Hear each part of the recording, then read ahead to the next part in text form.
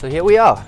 We are in the new but not new Ford Tourneo. This is the 2022-2023 model, and we're going to give you guys just like a basic review, and we'll tell why it's only going to be a basic review a bit later. But let's go have a look at the exterior styling before we head to the interior of this car.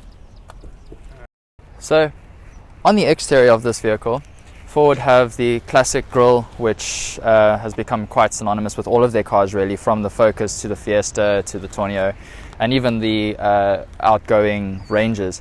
But you've got the really cool styling in the front. This is the Tourneo Custom, which is the full spec. So you have really nice LED lights in the front, you have nice fog lamps at the bottom, and you have parking sensors all the way around the vehicle. As you move around to the side of the vehicle and you have a look at the big wing mirrors, there's some really cool features here. So having driven this quite far over the last couple of days, what's nice with the Tourneo is you've got this wide mirror at the bottom, which I actually found quite useful. You also have, if you come and have a look over here, you've also got your blind spot assist. I don't know if you can see it on camera, but basically illuminates if you're changing lanes and there is a car next to you. Something else I noticed is the indicator lights. So with these indicator lights, not only can you see it from the front, but they've extended it out the bottom. So cars behind you or even in your blind spots can actually see if you're indicating, which I think is quite a clever thought with just safety wise. So moving further down the car, at the front here, something I found a little bit weird is that if you need to unlock the door, it's further down where it should, in my opinion, be on the door handle, but whatever. That's fine. You've got your very large doors, very easy to open and close. And what's very cool about this vehicle, if I actually step through, I'll show you, is it opens on both sides, which I'm going to insert a drone clip right here.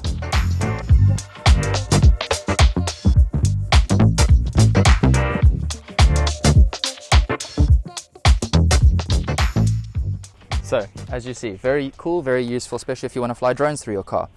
Having a look further down, easy step sill just to help you get in and out of the car nice and easily.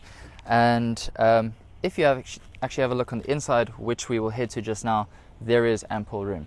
But just hold on, don't look yet, we'll get there. Following around to the back of the car, really nice light cluster, quite neat and streamlined. And it's got everything you need, really. As far as a van can go, I think they look quite nice. Then you have the massive boot. And when I say massive, if ever you're struggling for shade and you're out somewhere kind of like this, just reverse your Tourneo close enough and you will have a mobile umbrella.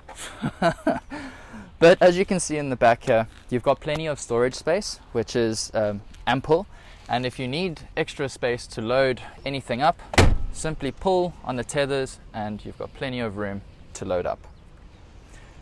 The one thing though, before we cut there, I will say about this boot is it does not have an electronic button to close the boot. So closing the boot requires a little bit of weight and muscle, but I suspect that is something that will be changing quite soon. Again, I'll tell you a little bit further along in the video why I think that's going to change. This one fitted with a nice little tow bar, which I think would also be quite useful. So let's have a look at the interior of this vehicle. And to do that, I'm going to flip this back up, which I'm struggling to do because there's a tether over there. So, exterior of this car, actually very comfortable and also very functional. Something you'll notice in the back here are USB ports all over the place.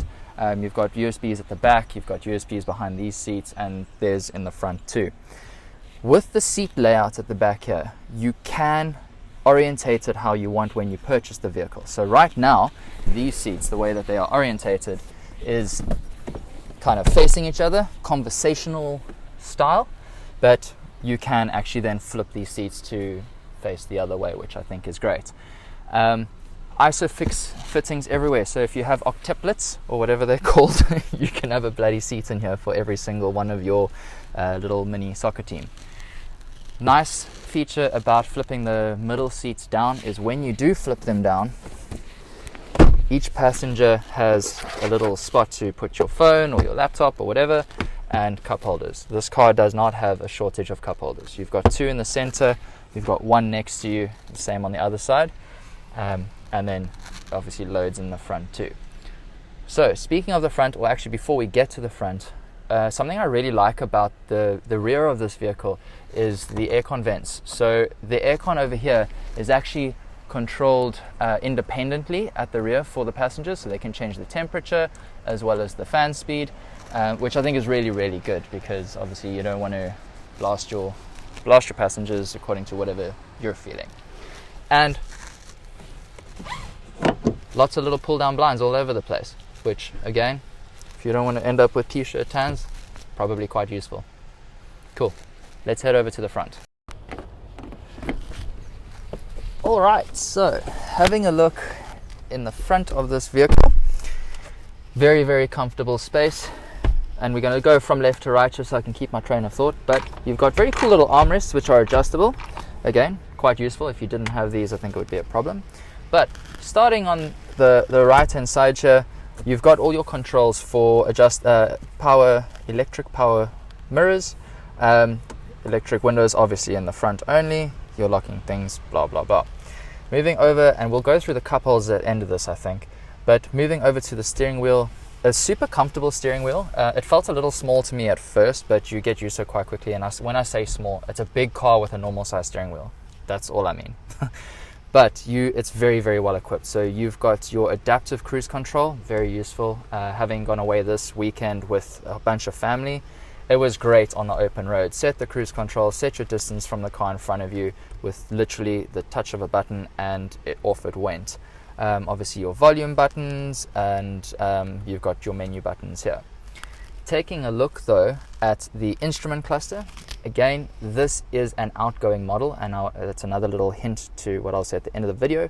But the instrument cluster is, in my opinion, super neat. It's the slightly older style, but if you come over here, I'll give you a quick look. You've got everything that you need. So on the instrument cluster, you've got your fuel consumption. So you'll see I'm doing about 9.5 here, having been on an open road. That's kind of where it stayed at. You do have your live liters per 100 or hour, sorry. Obviously your distance to empty, and there's a couple other features there. All very nice and neat. Moving over to the center, so you will see though that this is a automatic transmission, which I've had no issues with this gearbox. I've found the gearbox very responsive, the accelerator very responsive. It's been super comfortable. On the center cluster here as well, you have a few very useful buttons. So you've got traction control. I don't know why you would ever want to turn traction control off in a van, but anyway, it's there. And then you've got 2 driving modes. So if I push mode over here, you'll see there is a normal driving mode and an eco driving mode. Those are the only 2 options that you have.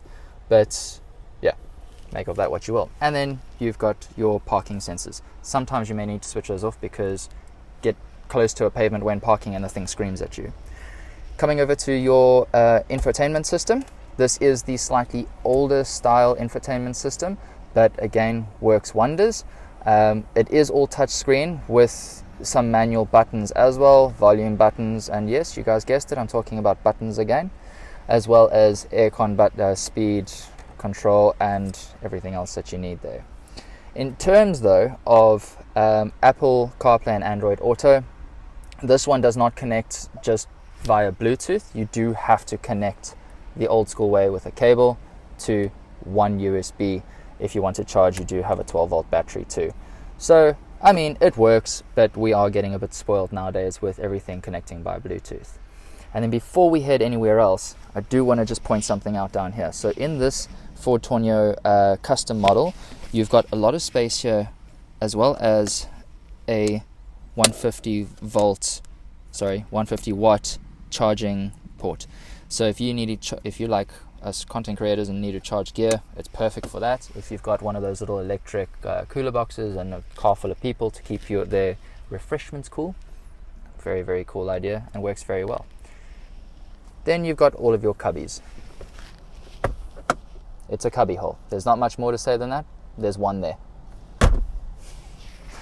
let's head over to the other side. So, a couple things I just want to touch on before we go.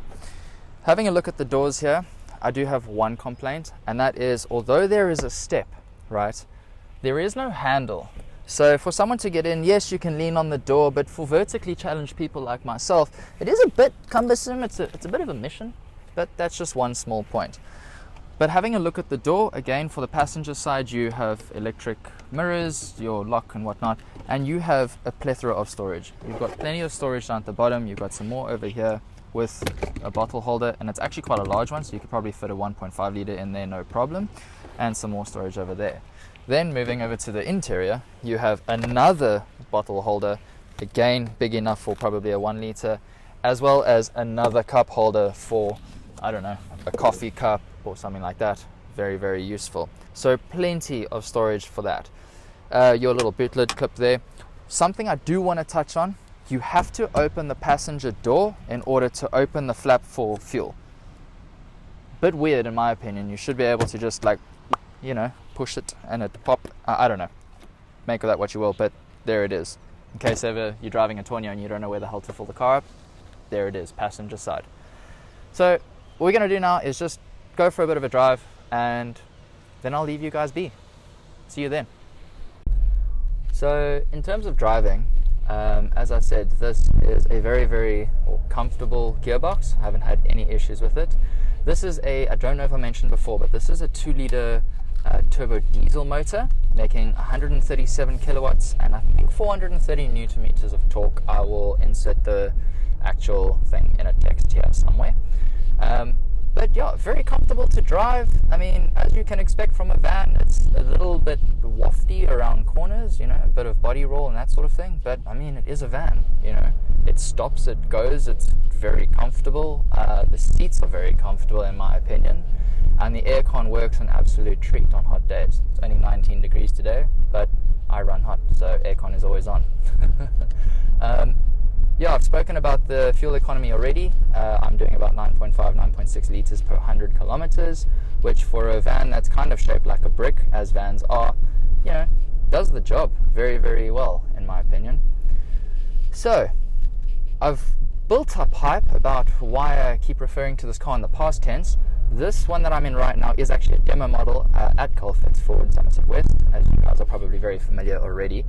But this is the outgoing Tourneo Custom, right? So Ford are bringing out a new 2023-2024 Tourneo sometime, possibly near the end of the year, maybe beginning of next year, I'm not entirely sure. And honestly, I'm going to put a picture of it here, but it looks freaking awesome. As far as vans go, I thought this one looked great, and still do, but that is going to be an all-new Tourneo, so all the new tech, bringing it up to the times, along with the Ranger and the Everest models and all the others. But definitely keep an eye open for that. Have no idea where that one is price-wise. This Tourneo Custom that we're in right now is priced at around 830,000 Rand, around there. Don't quote me on that one though, because again, depending on the model you choose and the spec you choose, that's going to change. So yeah guys, I hope you've enjoyed this one. Go pop into Colfit's Ford. They do have a lot of demos available at the moment of the outgoing Rangers. So Ranger, Everest, they've got lots of second-hand vehicles too. So although everyone's very excited about the new Ranger and the new Everest, don't forget about the previous models, because they're all in at great prices right now, including the Tourneo if you need something for the bigger family or for your business. Anyway guys, like, subscribe, comment, share, all those good things, and we'll see you at the next one. Bye.